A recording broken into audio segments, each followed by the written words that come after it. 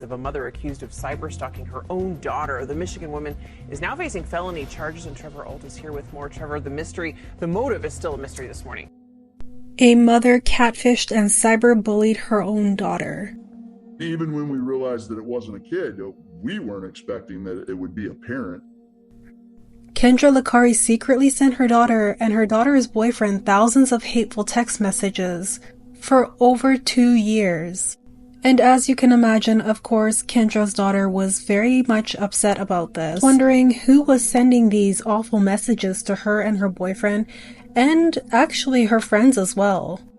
So officials began investigating her alleged messages after cyberbullying complaints were sent to her daughter's school district.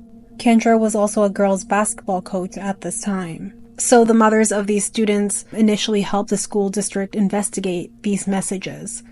But when the district's resources ran low and it became apparent that many of these messages were received off school grounds, local police stepped in to help. It's not clear why the FBI began to grow suspicious. However, they call the FBI's Computer Crime Division, and this confirmed that their suspicions were true, as it was determined the messages came from Kendra's IP addresses. There were messages that were just to her daughter or some of her daughter's friends, and the digital footprint was just insane. Doing so, it would shield her and kind of cloak her identity or her digital identity. But eventually we were able to see that her IP address was popping in and out right before and right after these messages were going through. So Kendra admitted to the police to sending these messages. County Prosecutor David Barberry said, "It was mostly just harassing type text messages. Demeaning, demoralizing, and just mean texts. When the case first came into our office, it was bizarre and almost hard to believe." He added, "We're talking about several hundreds of text messages, over 1,000 pages. Later in the spring, that they were suspecting that it possibly was her. It shocked all of us, I think everybody involved." David also mentioned something interesting that I've never heard of before. He said, quote, "Someone else coined the term, but they called it a version of cyber Munchausen syndrome. In a sense that this seems to be the type of behavior where you're making somebody feel bad or need you in their life because of this behavior."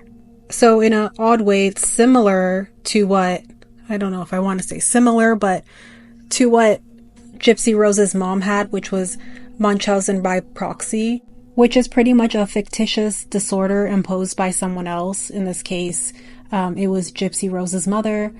It's obviously a form of child and a mental illness. And the person with this illness gains attention by faking these symptoms to gain some sort of sympathy or whatever it may be from medical experts and others as well.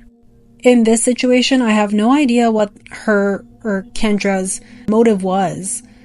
I can't imagine what her daughter endured and the shock on her face after being told it was her own mother bullying her all along. Mind you, Kendra was using slang and trending words to, I assume, sound young, so she went as far as that to take on a new persona. This was a thought out and planned scheme. I do wonder if she was hoping the bullying would somehow make her relationship stronger with her daughter.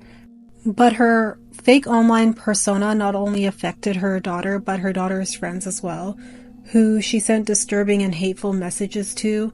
Then to turn around and accuse those same people you're messaging to be the ones who are doing the bullying is wild. Judge Mark Duffy said, "I can't think of anything worse than being falsely accused. It's beyond the pale."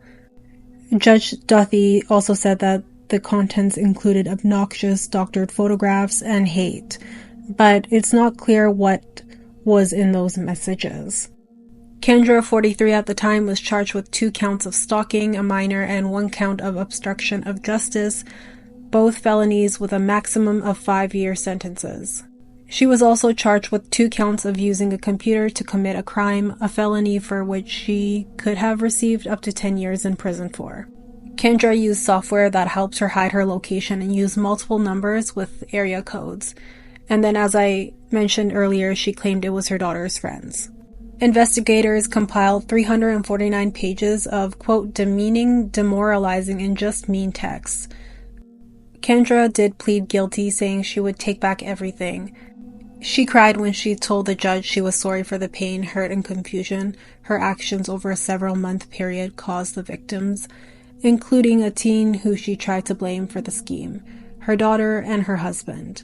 The judge found Kendra guilty to 2 counts of stalking a minor, and she was sentenced to between 19 months and 5 years behind bars. Her earliest release date was November 3rd, 2024, but it is unclear where she is now.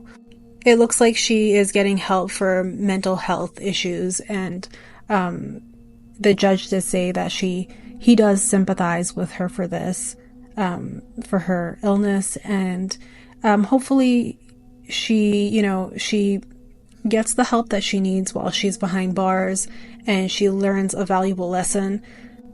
I genuinely feel for her daughter, though, and of course the other victims as well, but I feel that, this obviously affected her a lot because this is her mother, right? So this is someone she went to, she trusted, and turns out, your biggest bully is your mother. I can't wrap my mind around that one, but yeah. Helped her daughter report it to police. If at any point this became something that they didn't want to engage in or continue, they could have stopped. But rather than stop, it continued to snowball into this sophisticated plan where they try to conceal their identity and throw the police off their tracks.